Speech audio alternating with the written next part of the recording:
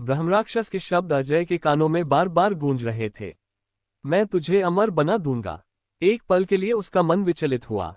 हर इंसान के भीतर कहीं न कहीं अमर होने की इच्छा छुपी होती है। पर तुरंत ही उसे अपनी माँ का चेहरा याद आया, अपने गांव के लोग याद आए जो रोज डर के साए में जी रहे थे। अजय ने दृढ़ स्वर में कहा, मैं तेरा सहयोगी नहीं बनूंगा। मैं यहाँ तुझे रोकने आया हूँ। ये सुनकर ब्रह्मराक्षस की हंसी से हवेली की दीवारें गूंज उठीं। मूर्ख, क्या तू सोचता है कि मेरी शक्ति से टकरा पाएगा? तू तो अभी जीवित ही इसलिए है क्योंकि मैं चाहता हूँ। अचानक उसने एक भयंकर झोंका छोड़ा। अजय दूर जा गिरा। उसके माथे से खून बहने लगा। पर उसने हिम्मत नहीं हारी और कमर से वही ताबीज निकाला जो उसकी दादी ने उसे दिया था। जैसे ही अजय ने ताबीज को अपने हाथ में कसकर पकड़ा, उसमें से हल्की रोशनी निकलने लगी। ब्रह्मराक्षस चीख पड़ा, ये तंत्र मुक्ति का ताबीज है, ये तुझे कहाँ से मिला? अजय ने चिल्लाकर कहा, यही तेरी शक्ति का अंत है। ब्रह्मराक्षस अचानक पीछे हट गया। उसकी आंखें और लाल हो उठीं। उसने हवेली में चारों ओर कालाधुंध फैला दिया। अचानक अजय की आंखों के सामने अंधेरा छा गया। उसे लगा जैसे वह किसी और लोक में पहुंच गया है। वह जगह अजीब थी, चारों ओर शमशान, जलती चिताएं और कंकाल नाचते हुए। अजय को समझ आ गया कि यह ब्रह्मराक्षस का बनाया मायालोक है। कंकाल उसकी ओर दौड़े। अजय ने ताबीज उठाकर हवा में घुमाया। रोशनी की किरणें निकली और कंकाल राख बनकर गिर गए। लेकिन अचानक उसने देखा, उसकी माँ उसी ओर खड़ी है, रो रही है। अजय बेटा, मेरी मदद कर। अजय का दिल कांप गया। मगर अगले ही क्षण उसे दादी की बात याद आई थी। ब्रह्मराक्षस धोखे का जाल बुनता है, कभी उसके छल में मत आना। अजय ने दांत भींचे और कहा, तू मेरी माँ नहीं, तू मृगतृष्णा है। जैसे ही उसने ताबीज घुमाया, वह दृश्य गायब हो गया और फिर से हवेली का अंधेरा उसके सामने था।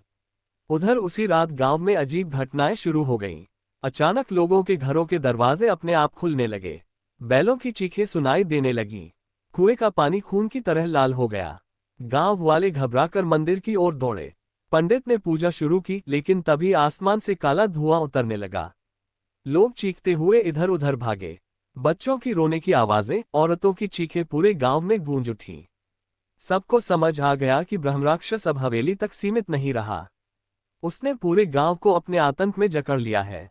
जब लोग पूरी तरह निराश हो चुके थे, तभी गांव के प्रवेशद्वार पर एक वृद्ध साधु आए। उनका चेहरा तेज से दमक रहा था, आंखों में गहरी चमक थी और गले में रुद्राक्ष की माला। उन्होंने ऊंचे स्वर में कहा, डरो मत। ये ब्रह्मराक्षस जितना शक्तिशाली है, उतना ही उसका अंत भी निश्चित है। गांव वाले उनके पैरों में गिर पड़े। साधु ने सबको शांत किया और कहा, मुझे पता था कि ये दिन आएगा।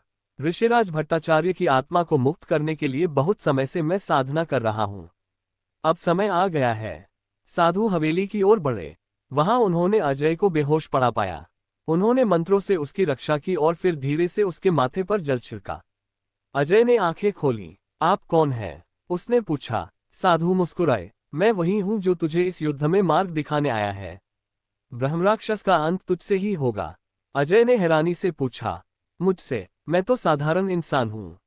साधु ने गंभीर स्वर में कहा, साधारण इंसान ही असाधारण काम करता है। तेरा ताबीज वही कुंजी है जो उसे मुक्त कर सकती है। लेकिन ध्यान रखना, मुक्ति का अर्थ नष्ट करना नहीं। उसे श्राप से मुक्त करना होगा, तभी उसका अंत होगा। अगले दिन साधु ने पूरे गांव को एकत्र किया। उन्होंने कहा कि सबको मिलकर महाशांति यज्ञ करना होगा।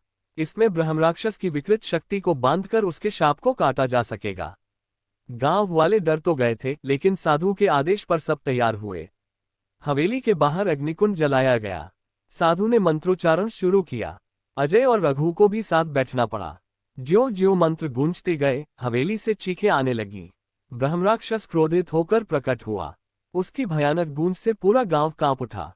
ब्रह्मराक्षस ने चिल्लाकर कहा, तुम सब मुझे बांध नहीं सकते। मैं इस लोक का स्वामी हूं। लेकिन साधु ने शांत स्वर में कहा, तू शापित है, स्वामी नहीं। तेरी मुक्ति का समय आ गया है। अजय ने ताबीज हवा में उठाया। उससे तेज रोशनी निकली और सीधी ब्रह्मराक्षस पर पड़ी। ब्रह्मराक्षस तड़प उठा। उसके चारों ओर काला धुआं छा गया। उसने अजय से कहा, मूर्ख, तुझे नहीं पता, ये शक्ति तुझे भी जला देगी। तुझे भी मेरे साथ खींच लूंगा। अजय पूरी ताकत से मंत्र दोहराता रहा। साधु की आवाज भी गूंज रही थी। गांव वाले ओम नमः शिवाय का जाप कर रहे थे।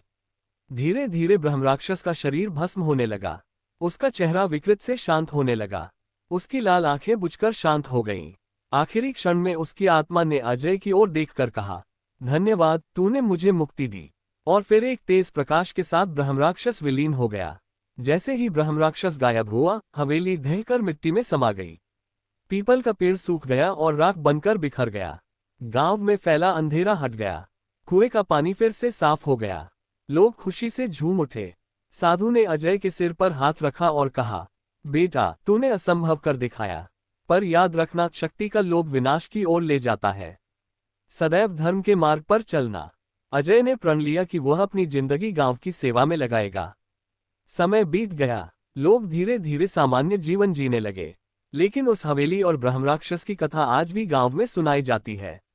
बच्चे जब डरते हैं तो माएं कहती हैं, डर मत, जैसे अजय ने ब्रह्मराक्षस को हराया था वैसे ही तू भी हर डर को हरा सकता है। और उस घटना ने साबित कर दिया कि चाहे अंधकार कितना भी गहरा क्यों न हो, अगर साहस और सत्य साथ हो तो प्रकाश अवश्य जीतता है।